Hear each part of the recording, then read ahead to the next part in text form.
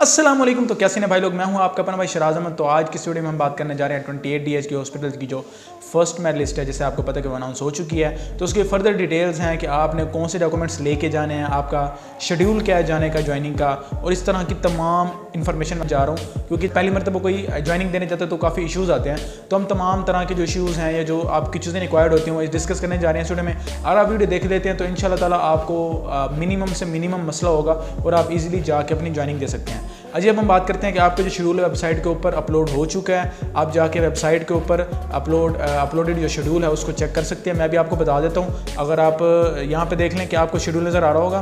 तो जो first merit list हमारे पास वो 30 तारीख को लगी है। उसके बाद हमारे पास 31 से 2 तारीख तक हमारे पास इन बच्चों के पास टाइम है, मतलब 31, 1 और 2 3 दिन का टाइम है इन बच्चों के पास। ये 3 दिन के अंदर अगर ज्वाइनिंग दे देते हैं तो फिर तो ठीक, अगर ये ज्वाइनिंग नहीं देते तो फिर नेक्स्ट जो वेटिंग कैंडिडेट्स हैं उनको मौका दिया जाएगा। अच्छा जी, ये 3 दिन है, इसमें आपने ज्वाइनिंग देनी है। मैं भी आपको शेड्यूल बता देता हूँ, उसके बाद आपको रिक्वायर्ड डॉक्यूमेंट्स क्या होते हैं वो बता देता हूँ, और आपने ज्वाइनिंग कैसे देने होते हैं वो तमाम डिटेल आपको इस वीडियो में बताने जा रहा हूँ। तो आपने वीडियो पूरी देखनी है और लाजमी देखनी है। उसके बाद हमारे पास हमारे पास ये प्रोसेस होगा, ठीक है, ये मेरिट लिस्ट का ये जो आप ज्वाइनिंग होगी प्रोसेस होगी 3/4/2022 को।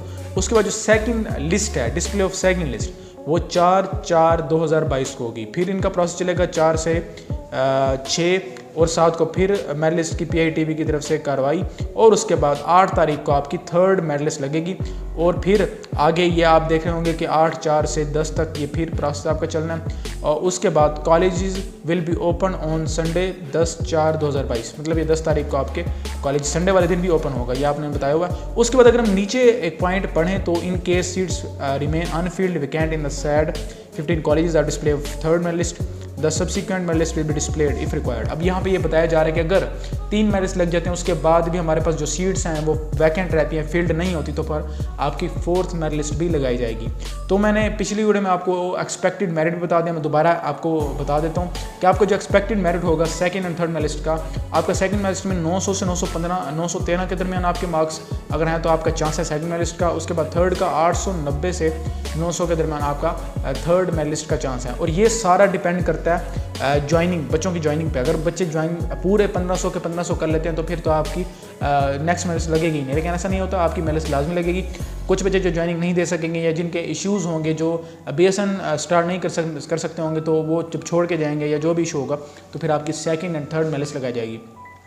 तो ये था आपका शेड्यूल। और उसके बाद में आपको बहुत इंपॉर्टेंट जो चीज़ है, ये एक लेटर है, आपको नज़र आ रहा होगा सारा, ठीक है ना। यहाँ पे लिखा हुआ है to the principal college of nursing. College of nursing ये जो लेटर है ना, मैं आपको बता रहा हूँ सारा, ये आपको कॉलेज में अवेलेबल होगा। जिस भी आप कॉलेज में जाएंगे तो आप वहाँ पर जाके ये फिल कर सकते हैं। आपको ये लेटर जाके फिल करना है। अगर आप उसी कॉलेज में उसी मेरिट पे रहना चाहते हैं फिर भी आपको फिल करना है। अगर आप उस कॉलेज में नहीं रहना चाहते, आप कहना चाहते हैं कि मैं अपग्रेड होना चाहता हूँ, फिर भी आपको ये लेटर पूरा करना है, आपने कॉलेज लाजमी जाना है। अच्छा, अब मैं बता देता हूँ कि ये हमारे पास to the principal college of nursing जो भी आपका कॉलेज का नाम हो, application for joining admission in BSN generic for medical program, ये लिखा हुआ है। With due respect submitted I passed FSC pre medical from board of intermediate and secondary base. उसमें आपने यहाँ पे आपने वो मार्क्स लिखने हैं, ऑब्टेन्ड मार्क्स आपने लिखने हैं, and matric with science from the board. यहाँ पे आपने FSC ऑब्टेन्ड मार्क्स लिखने हैं, आगे मैट्रिक के लिखने हैं।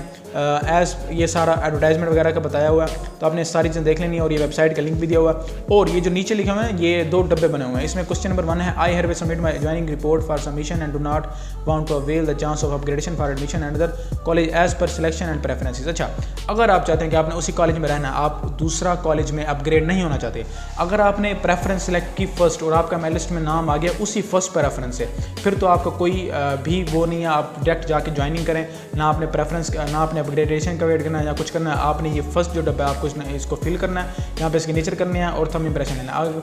आपने ये जो फॉर्म है ये आपको रिस्पेक्टिव कॉलेज से मिल जाएगा। उसके बाद अगर आप चाहते हैं कि मैंने अपग्रेड होना है दूसरे कॉलेज में, तो उसके लिए हमारे पास क्वेश्चन नंबर 2 ये जो डब्बा है, hereby give my consent for admission in your college, hereby also want to avail a chance for upgradation to another college as per selection and preference. अगर आपने अपग्रेडेशन का wait करना तो आपने जो सेकंड वाला डब्बा है यहाँ पे अपने सिग्नेचर करने और थंब इंप्रेशन देना। उसके बाद यहाँ पे आपने name of candidate and signature, CNIC, marks obtained, ये तमाम से पुट कर देनी है।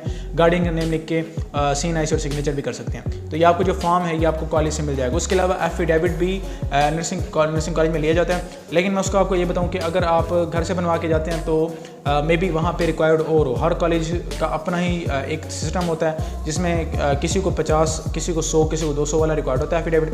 तो मैं तो ये कहूँगा कि आप वहीं पे जाके वहीं से ही बनवा लें, वो ज़्यादा बेहतर रहेगा, क्योंकि उस एफिडेविट पे जो पूरा एक टेक्स्ट होता है वो आपको कॉलेज की तरफ से प्रोवाइड किया जाएगा। उसको वहाँ पे पेस्ट करवाएंगे, पेस्ट होने के बाद वहाँ पे वो आप एफिडेविट बनवाएंगे, उसके बाद साइन वगैरह करवा के आपने उसको सबमिट करवाना होगा। ठीक है, अब हम बात कर लेते हैं कि आपको जो रिक्वायर्ड डॉक्यूमेंट्स हैं, जो मेन सबसे बेसिक जो चीज़ है, जो अगर मेन कि कल जिन बच्चों ने जाना है ज्वाइनिंग के लिए तो उनको जो डॉक्यूमेंट्स रिक्वायर्ड हैं, तो मैं आपको अगर डॉक्यूमेंट्स रिक्वायर्ड की बात करें तो आपके पास आपने सबसे पहले जो आपके रिक्वायर्ड डॉक्यूमेंट्स हैं उसमें आपने मैट्रिक की सर्टिफिकेट लेके जानी है, एफएससी की सर्टिफिकेट लेके जानी है। अच्छा, अब बच्चे पूछेंगे कि यार हमारे पास तो एफएससी की सर्टिफिकेट ही नहीं है कि सर हमने तो अभी 2021 में इम्प्रूव किया तो हमारे पास एफएससी की सर्टिफिकेट नहीं है।